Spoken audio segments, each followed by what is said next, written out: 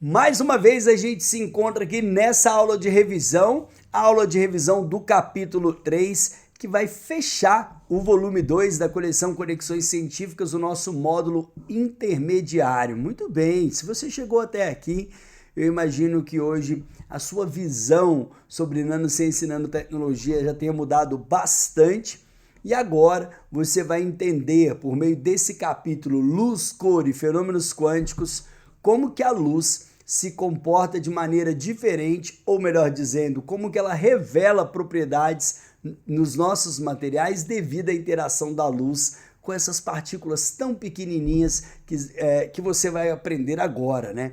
De onde vem a cor da nanopartícula de ouro? De onde vem a cor da nanopartícula de prata? Como explicar o fenômeno do efeito Tyndall? Tudo isso é interação da luz com a matéria, em especial essa matéria dentro da nanoescala na forma nanoparticulada. Como eu sempre faço, gosto de trazer você para a tela do meu tablet. Você está aqui no capítulo 3. Capítulo 3, que vai deixar mais claro para vocês a ideia de fenômenos quânticos, né, pessoal? Se você parar para pensar, esse palavrão, fenômenos quânticos, parece que a gente tem que aprender quântica ou que é muito difícil, mas na verdade não é bem assim. A gente começa com um texto super tranquilo, primeiro colocando, como se diz, a bola no chão, né? Põe a bola no chão para começar a entender a dualidade partícula-onda, entender as teorias tanto de Max Planck quanto de Isaac Newton, depois de Einstein, até chegarmos na tão famosa equação onde a energia, né, ela é diretamente proporcional à frequência, que é essa letrinha aqui, ni, e isso acaba sendo regido por meio da constante de Planck. É daí que nasce, como diz aqui o texto, ó, o texto está bem aqui, é daí que nasce os chamados quantos, né? Ou seja, a energia ela não é contínua. Para cada valor de Hni, você então pode ver isso como um pacotinho de energia, como sendo quanto. E isso revela a descontinuidade, a descontinuidade que é a base da mecânica quântica. O texto está super didático, texto do meu mestre, minha referência, professor Henrique Thoma, que deu a contribuição nesse capítulo. E aí, vamos, de posse disso, conseguimos entender a luz como uma radiação eletromagnética a partir dos seus vetores, campo magnético, campo elétrico. E aí seguimos, pessoal. A partir desse momento que você entende o que é uma radiação eletromagnética, o texto te leva para te explicar o que é o efeito Tyndall, que é o nosso primeiro momento da aula de revisão. Então, muito bem, lá atrás, em outro momento, no volume 1, nós já, inclusive, havíamos discutido um pouco sobre o efeito Tyndall e tem um vídeo muito legal que a gente explica como diferenciar uma solução de um coloide, né? Uma solução verdadeira de um coloide. Enfim, fato é que o efeito Tyndall, ele sempre vai dar positivo. O que é dar positivo, professor? Eu sempre vou ver esse rastro do laser quando eu estou diante de um sistema coloidal. Então, o espalhamento de luz que ocorre quando a luz do feixe de laser colide com uma partícula, essa luz é espalhada e esse espalhamento de luz é que vai formar esse rastro do laser dentro do frasco. Professor, mas eu não entendi a questão de uma solução verdadeira que você citou aqui. Eu não estou com a memória muito boa em relação ao que eu vi lá. Deixa eu explicar.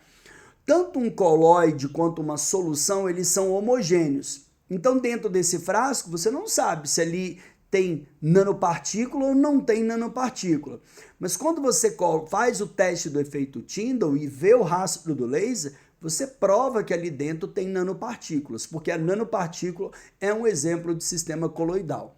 Professor, mas e o caso da solução? Soluções verdadeiras são formadas por íons ou moléculas menores que 1 nanômetro. Por serem muito pequenininhos, não há colisão com o feixe do laser, ou seja, não há espalhamento de luz. Se não há espalhamento de luz, não tem como ver o rastro do laser. Em outras palavras, pessoal, esse teste do efeito Tyndall, ele revela para você se você está diante de uma solução verdadeira ou de um coloide. Se estiver diante de uma solução verdadeira, não vai formar o rastro do laser. Se estiver diante de um coloide, vai formar o rastro do laser. Tudo isso, pessoal, está explicado nesse vídeo super didático, que é explorando o efeito Tyndall na prática. Vocês estão vendo aqui essa imagem belíssima, ó. Uma nanopartícula de prata, uma nanopartícula de ouro e no meio ali um frasco com água. Vocês perceberam que não dá para ver o rastro do laser no frasco com água? Por quê? Cada molécula de água tem um entorno de tamanho mais ou menos 0,28 nanômetros. Então ela é muito pequena, ela está abaixo de 1 nanômetro, então não há espalhamento de luz. Por consequência disso, nós não temos colisões suficientes para ver para ocorrer o fenômeno de espalhamento e para ver o rastro do laser. Esse vídeo deixa muito bem explicado sobre isso.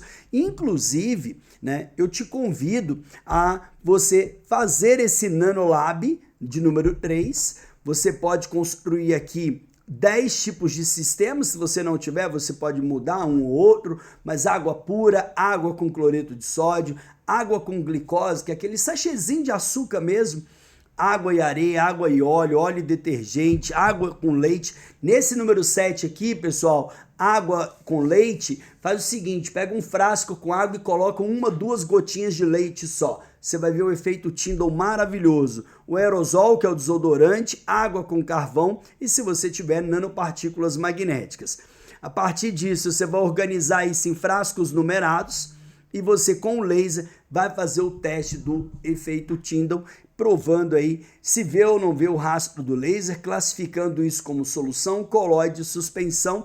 Isso tudo está explicado aqui no vídeo anterior, então a gente explica isso no vídeo anterior e você pode fazer um experimento. Tem umas perguntinhas aqui embaixo que dá para a gente responder agora. Bora lá responder? Toda solução verdadeira é homogênea. Verdadeiro ou falso? Verdadeiro. Toda solução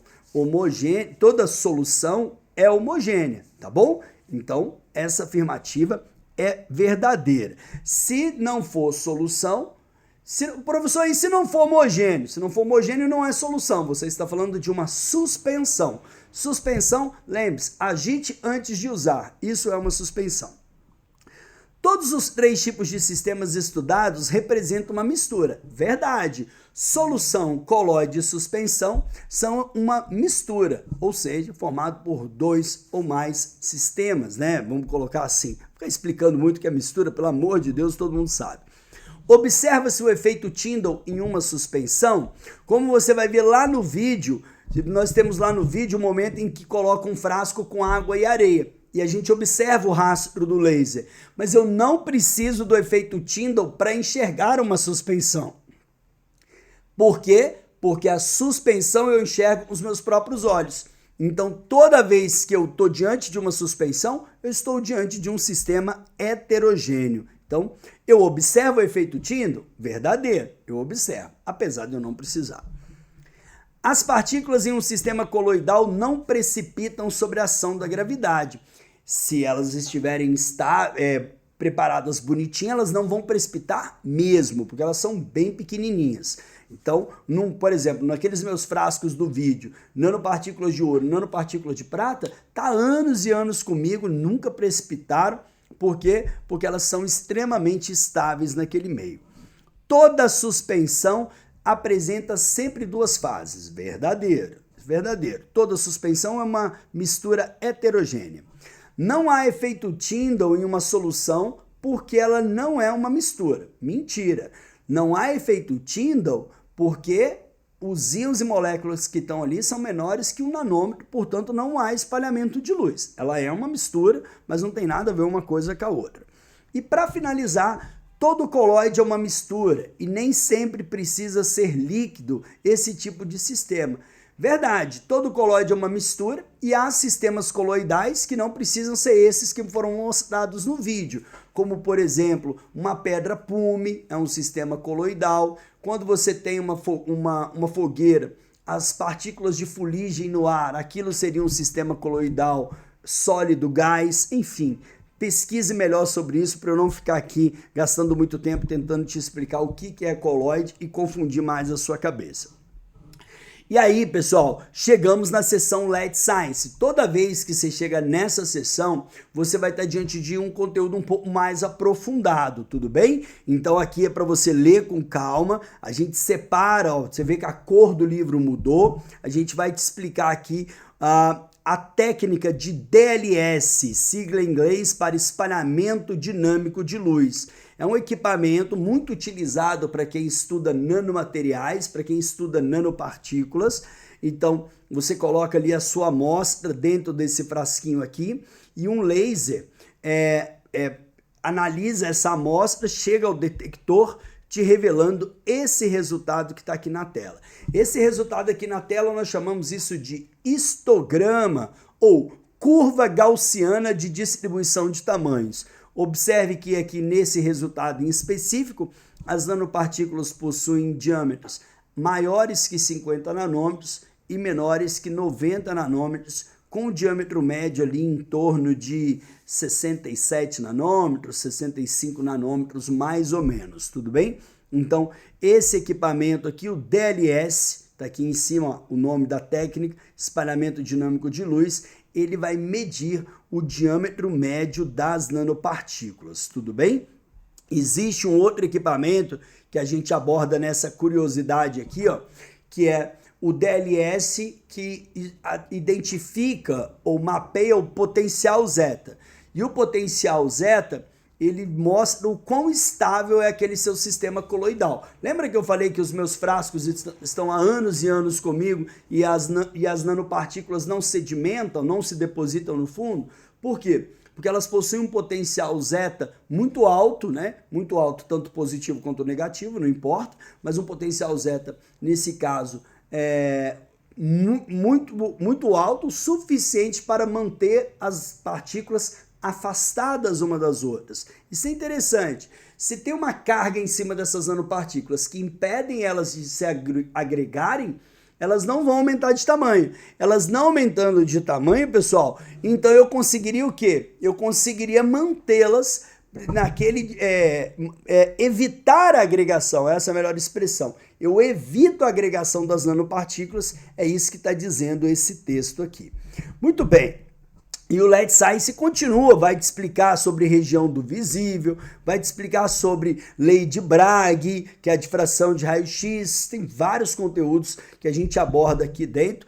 Tudo isso para te explicar que na lei de Bragg você estuda a interferência da luz. E aí a cor da borboleta bluemorfo ela é exatamente um fenômeno de interferência. Então, o azul que a gente observa, ele não é um azul gerado por pigmentação, mas sim pela interação da luz com a superfície da asa da borboleta.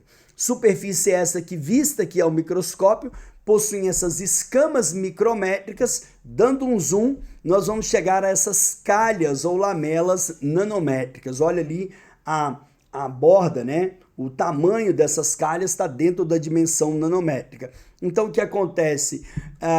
A luz interage com a superfície da asa da borboleta e ela sofre um fenômeno de espalhamento, né? De difração, em outras palavras, mas ela sofre um fenômeno de espalhamento, chegando a esse comprimento de onda azul que nós enxergamos, né? Então, essa cor aqui nós chamamos de cor estrutural. Cores estruturais são cores geradas pela interação da luz com a superfície. E isso é mais comum do que vocês imaginam, tá? Aqui nesse vídeo nós explicamos como que eu consigo alterar a cor da asa da borboleta colocando ali um solvente. Além disso, nós explicamos outros exemplos de cores estruturais no dia a dia, como aquela mancha de óleo que se forma em cima no momento que você está na rua, não tem uma mancha de óleo que dá esse arco-íris, isso é cor estrutural. Que mais?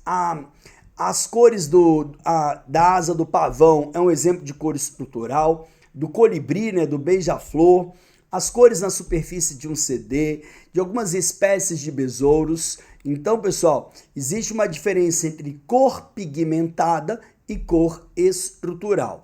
Cor pigmentada, como o próprio nome sugere, ela parte de um pigmento que tem ali, como as cores verdes das folhas, Clorofila. A nossa pele, melanina. Tudo exemplo de pigmentos. Agora, na asa da borboleta blue morpho, não tem nada a ver com isso. A cor é estrutural. E aí, chegamos no mistério das cores dos camaleões, né? Então, as cores do camaleão refletem a nanociência.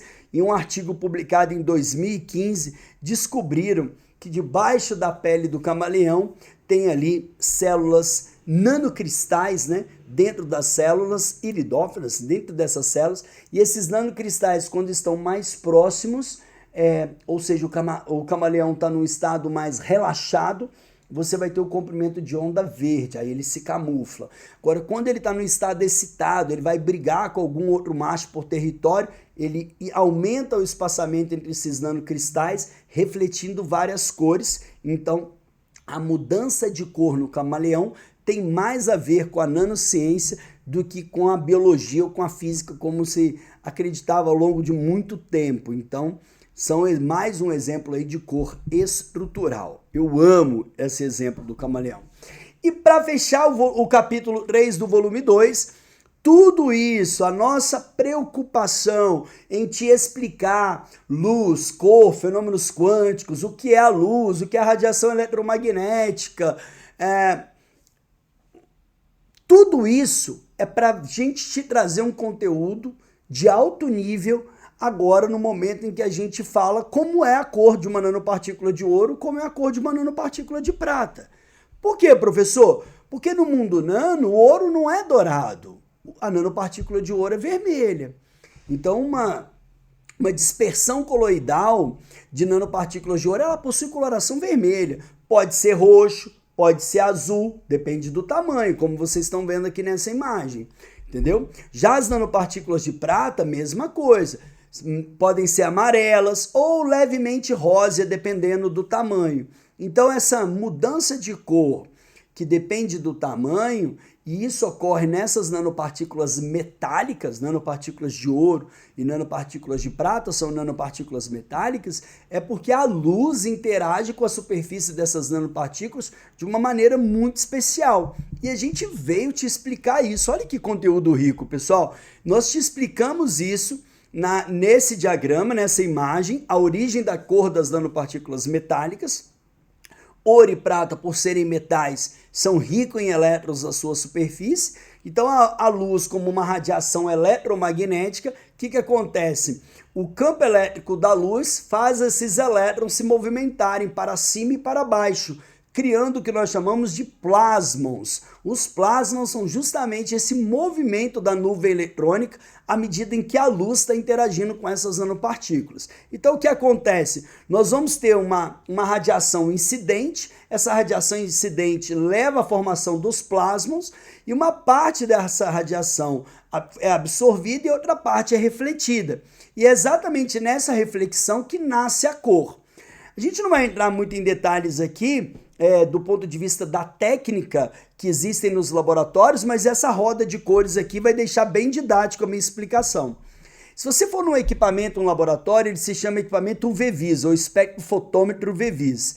Lá nesse espectrofotômetro, você vai pegar uma amostra sua de nanopartículas de ouro e vai colocar ela lá no equipamento. Ela vai absorver em torno de 520 nanômetros, 540 nanômetros. Esse 520, 540, observe aqui, ó, ele está caindo na região do verde. Então, a nanopartícula ela absorve no verde e emite no vermelho. Por isso que você enxerga a cor vermelha. Então, essa roda de cores é o jeito didático de te explicar como surge a cor nas nanopartículas de ouro.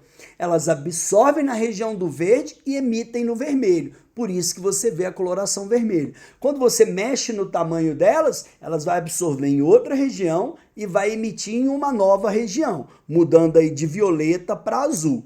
Então a roda de cores deixa claro como funciona esse processo de absorção de parte da radiação e emissão. É nessa emissão que o equipamento mede, coleta os dados e aí você interpreta as cores baseado nessa analogia aqui da roda de cores. Já as nanopartículas de prata, que são amarelinhas, agora fica fácil, você mesmo sabe explicar, ó. Se elas têm coloração na região do amarelo, é porque elas absorvem na região do violeta. A roda de cores é sempre o oposto. Absorve numa, emite na oposta. Absorve na região do violeta, em torno de 420 nanômetros, e emite na região do amarelo. Por isso que você enxerga a cor da nanopartícula de ouro e da nanopartícula de prata são completamente diferentes do ouro macroscópico ou da prata macroscópica. Lá no volume 1, nós deixamos isso muito claro, mas agora a gente consegue explicar para você nesse capítulo, porque a gente tomou todo o cuidado de deixar muito claro sobre qual é a relação entre luz, cor e fenômenos quânticos. Então veja, a cor de uma nanopartícula de ouro e de uma nanopartícula de prata são completamente diferentes da forma como nós conhecemos o ouro e a prata no mundo macroscópico, porque devido a esse jeito especial como a luz interage com essas nanopartículas. Então,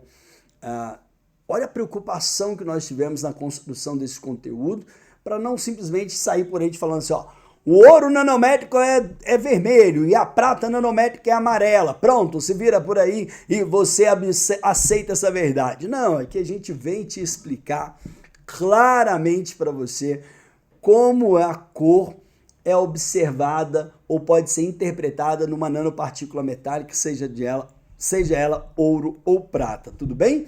Finalizando aqui o nosso tablet, temos mais algumas curiosidades bonitinhas para vocês, e aí você ficou pronto para fazer os exercícios de nível fácil do capítulo 3, até chegar nessa nossa aula de revisão que está aqui no finalzinho, onde você está assistindo, tudo bem? A gente já falou bastante aqui nessa aula, mas deixa eu ver se eu tenho alguma coisa especial para mostrar para vocês. Muito bom, muito bom.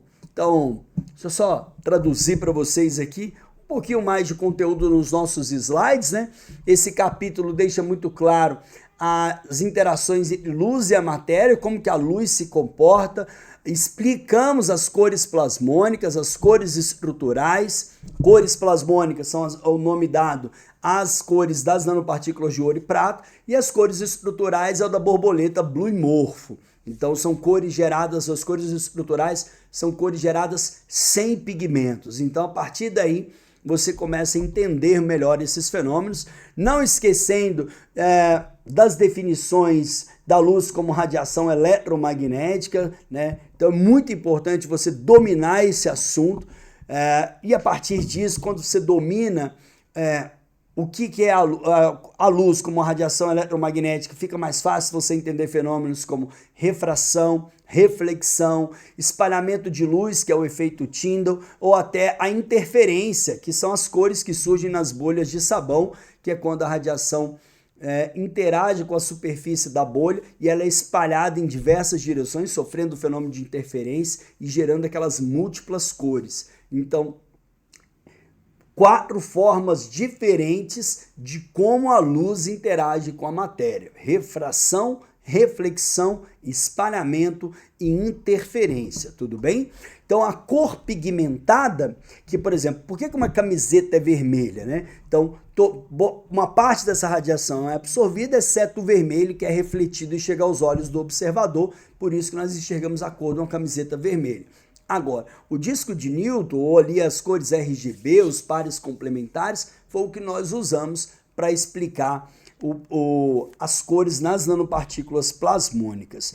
Existe uma história muito bonita, inclusive ela está lá numa linha do tempo que nós construímos no módulo 1, o chamado vaso de Licurgo, ou cálice de Licurgo, que é um copo romano, que dependendo do ângulo de iluminação, você vê ele numa cor verde ou numa cor vermelha, e depois foram se descobrir que essa taça, né, foi construída com nanopartículas, apesar deles não saberem, mas tudo isso, essa cor diferente dessa taça de Licurgo, do rei Licurgo, é mais um exemplo de interação da luz com a matéria ou de cores plasmônicas, a forma como a luz interage com esse cálice, faz com que essas novas cores surjam.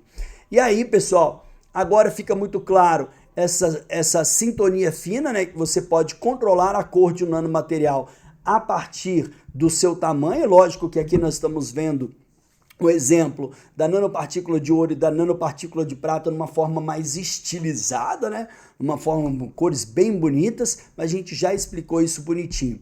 E o equipamento de DLS, que vai medir o espalhamento dinâmico de luz e o potencial zeta. Lembra que eu falei do potencial zeta?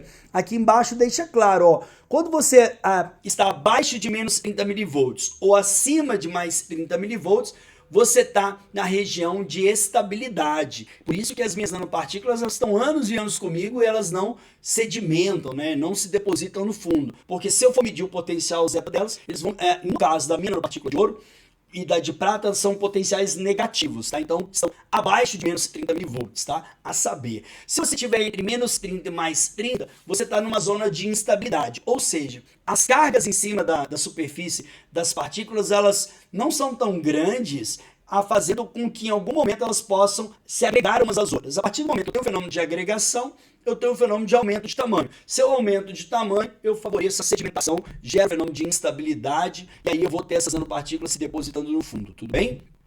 A partir do momento em que eu entendo os fenômenos de interação da luz com a matéria, eu estou pronto para entender como surge a cor azul na asa da borboleta blue morfo, tá bom? Foi um exemplo de cor estrutural. E também as cores lá no camaleão, como eu falei com vocês. Estado mais calmo, mais relaxado, esses nanocristais estão mais próximos. No estado excitado, esses nanocristais estão mais afastados. Então, revelam novas cores. Isso daí é o mecanismo do camaleão. Ele utiliza essa interferência óptica a partir da reorganização desses nanocristais para se camuflar, né? E também para gerar os seus diferentes estados ou diferentes cores. Para finalizar, chegamos no caso das cores plasmônicas, explicamos ali o efeito Tyndall na prática para vocês, a diferença entre uma solução verdadeira, um colóide e uma suspensão, como mostra a imagem, numa suspensão água e areia, eu vejo o rastro do laser, mas eu não preciso de ver o rastro para ver que esse sistema é uma suspensão, porque toda suspensão é heterogênea, tá bom? Quando você lê lá no frasco, agite para usar, isso é uma suspensão.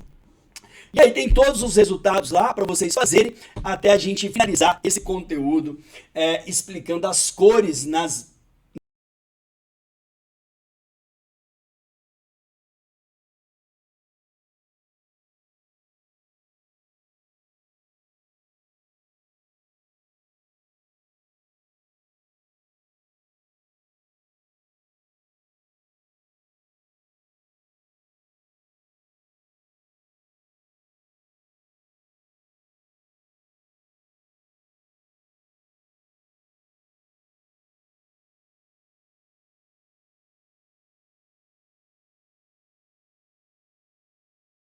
nanopartículas metálicas de ouro e prata. Uau, que capítulo, hein? Vocês perceberam que foram ficando mais denso? Percebeu que a gente está evoluindo no nosso aprendizado? Então a gente encerra aqui o nosso módulo intermediário. Você acaba de completar o volume 2 da coleção.